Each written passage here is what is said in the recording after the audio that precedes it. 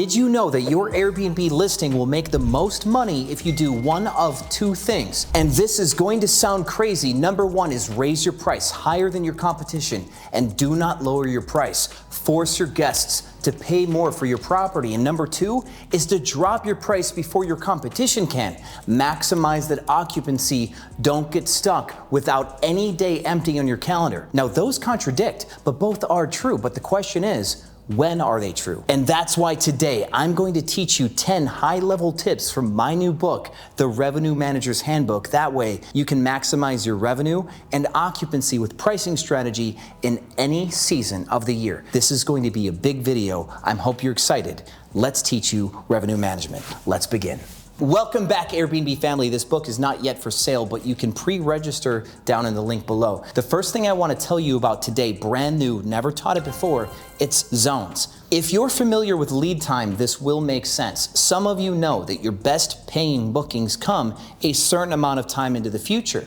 That time is probably a range. Your best paying booking never books exactly 35 days in advance or exactly 45 days in advance, but it might be 30 to 45 days in advance. It's a range, and that range is a zone. A lot of you know that getting a booking last minute could be high risk, but it also could be the only way that you get that day booked. That last minute stretch is a zone. There's a time into the future that you almost never get bookings and you don't care about. That is also a zone. I've been teaching in private with a very small group of students to break up their calendars into 5 or 6 zones. And those zones can guide your booking strategy season to season. The part that you can take away from this video is you should never get all of your bookings in only 1 or 2 zones. If you're front-end booking heavy or back-end booking heavy, you've got a problem with your pricing strategy, and you can use zones to diagnose what's wrong with your booking strategy. And also, season to season, peak season and slow season,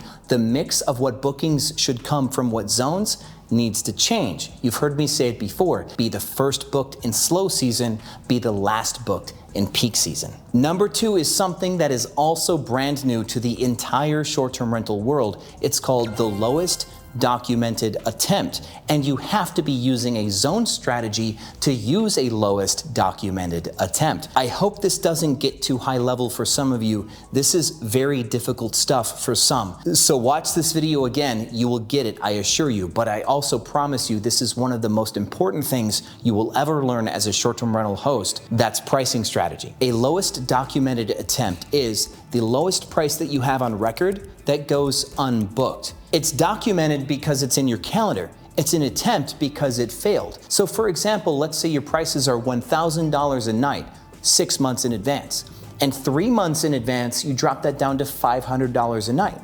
Any dates that did not get booked for $1,000 coming into the 90-day mark is an attempt at getting a booking at $1,000. That's your lowest price.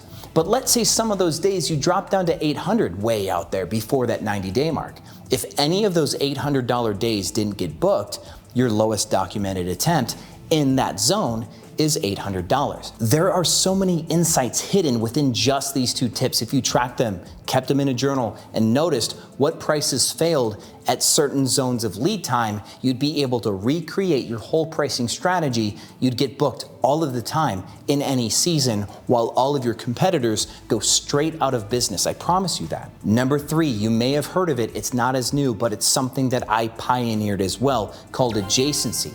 A lot of people in this industry 5 years ago were talking about orphan days, where you have 2 reservations and a gap in the middle. Those days are orphaned because they're hard to get booked, and that is an orphan day. But similar to orphan days, an adjacency is a one-way orphan day, you could say. The reason why this matters is when you have a reservation, the day immediately next to that reservation is really hard to find. Think of it like this. Imagine that this is a booking, and imagine this is a length of stay for someone trying to stay in your property.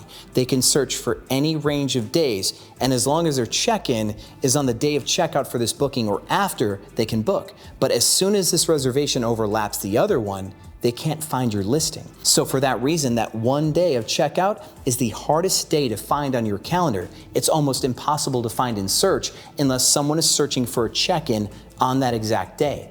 An adjacency means you need to drop your price because you're going to get less views on that day, meaning that day needs a higher conversion rate. It's something I've been teaching for a while, and if you can nail adjacencies, it's really the art form to getting 100% occupancy. Number 4, written inside of this book, is rule sets. And a lot of you know I play this very close to my chest. I don't teach rule sets here on YouTube because it is the sauce of my revenue strategy on Airbnb, and I know that there's not a single coach in the world that does with rule sets. What I can tell you about rule sets is it is only something that you do on Airbnb. You'll deploy a Booking.com or a Marriott Homes and Villas pricing strategy.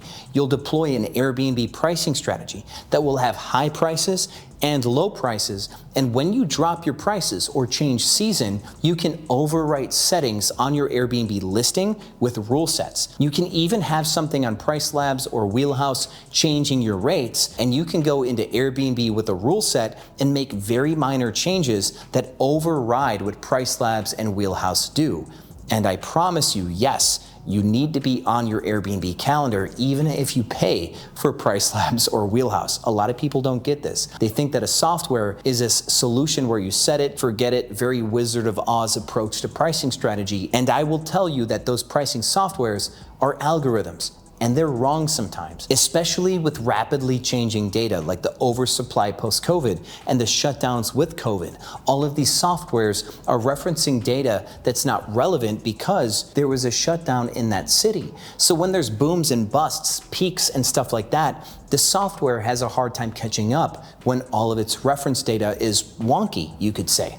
So what you need to do is constantly monitor your softwares to make sure that they're doing the right things. And even if they're playing a great strategy altogether, in order for you to do what I call a customer-centric pricing strategy, your rule sets will change the way that your discounts behave based on the prices that you have. So you can partner with Wheelhouse or Price Labs and still run a robust pricing strategy that can get multiple types of customers, even when your prices are high or when your prices are low, thanks to Wheelhouse. And this segues into number 5 from this book, which is Game Theory Optimal Pricing Strategy. You all know dynamic price. You know that prices can go up during events, that they go down in slow season, that as you get less and less time to book, your prices need to change. You get how dynamic price works. But Game Theory Optimal Pricing Strategy considers the fact that some Airbnb hosts run one type of pricing strategy, and they run it all year round, which means that in some seasons,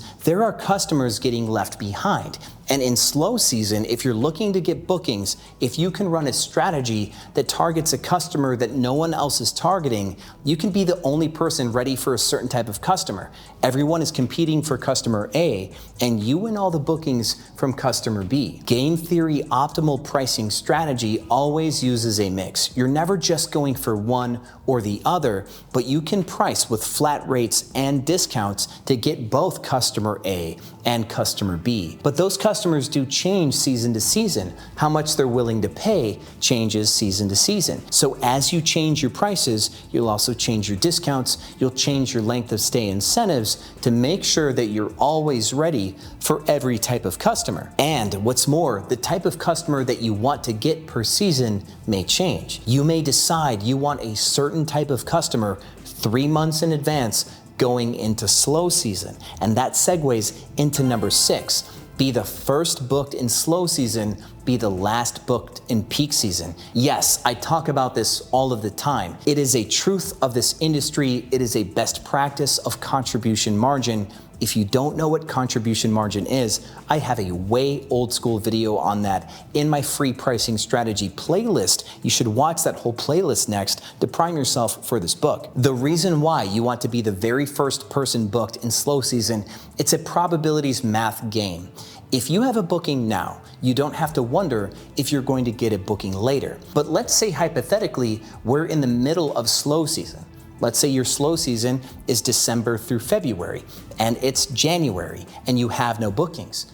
What can you do to get a booking? That's the problem. There are other listings that are better than you who are also coming down to your price to try to get a booking. There's no customers available and there's all of these listings. You don't want to show up in a situation where you no longer have solutions to get booked. So getting booked in advance, coming into slow season, beating your competition before they wake up to the fact that there's going to be a problem allows you to de-risk your Airbnb portfolio and have bookings while everyone else is empty. That's why you want to be the first booked in slow season. You can be the last booked in peak season if your area has such high demand that everything gets booked anyway. Imagine that scenario. You're unbooked. There's a week left to get a booking and nothing else is available. You can crank your rate up and anybody who needs to stay in your area will have to pay your price. There's nowhere else for them to stay. Just like the Super Bowl, that's where I really got my start in 2017. I was doing Airbnb for 2 years, not thinking anything serious of this because I was already making 7 figures a year in the newspaper industry, and my naive self thought newspapers would be around forever somehow, maybe with my help. But I read an article in the same newspaper I marketed for, the Houston Chronicle, claiming that people were going to charge $1,000 a night for their apartments for people staying in the Super Bowl. I had either 3 or 4 Airbnbs at the time. I cranked that up to 10 before the Super Bowl hit. I made $15,000 of net profit that weekend. And the Super Bowl is a prime example of a time where you could charge a king's ransom and someone will absolutely have to pay you what you're asking for. Topic number 7 from this book is to create a competitive heat, or a set of listings that you're going to constantly monitor and check against. It's a way for you to know if your most relevant competition is booked or unbooked for a certain date or sets of dates. It also allows you to know if anybody's upping their prices or dropping their prices, letting you know if they have access to data that you don't have access to. And the 2 ways that you can learn exactly how I do this is either in my upcoming book or in my mentorship, Cracking Superhost. No matter which one you choose, if you're one of the hosts that deploy the strategy, you will be one of the hosts that's booked all of the time. It will teach you how to navigate your prices in absolutely every booking scenario that you can imagine. Concept number 8 from this book is a risk-adjusted rack rate. If you know what rack rate is, you're halfway there. A rack rate is the lowest price your listing will go to. It is the bottom of the rack. You'll never go below it. A lot of listings have a really, really low rack rate, but houses, they have to behave completely differently.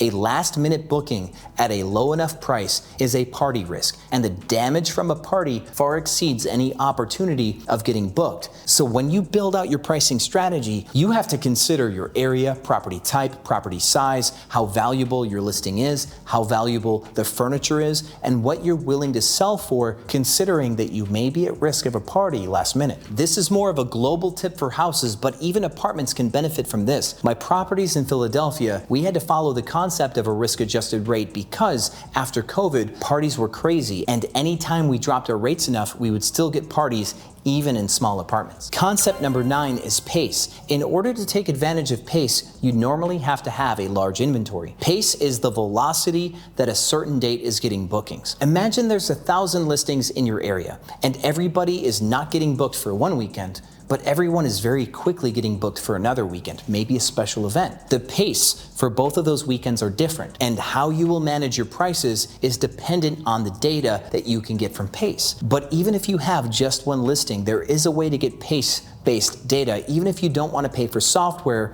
you can do it for free, and it can be a little bit of work if you don't want to pay for software. Full transparency, this stuff doesn't exactly come easy, but there is a cheap way to do it, and I will teach you how to do it in the book. And topic number 10 from this book is the whole point of this book existing: how to diagnose and adjust and ultimately repair your pricing strategy, because most hosts who've been around since before COVID have seen so many changes and price increases and have got lost along the way that they don't exactly know what works anymore. They know something worked once over here and something worked once over there, and their prices are all over the place and they just don't know what to do. So they they got to slow season with absolutely no bookings and no plan to fix it. I know this book's a little late for this winter. I'm sorry, I'm working on it, but I promise you, by next winter, you'll know exactly why and when you get booked, by what customers, and how to adjust season to season to capture every single customer on this planet that you can capture. Again, pricing strategy is one half of the coin.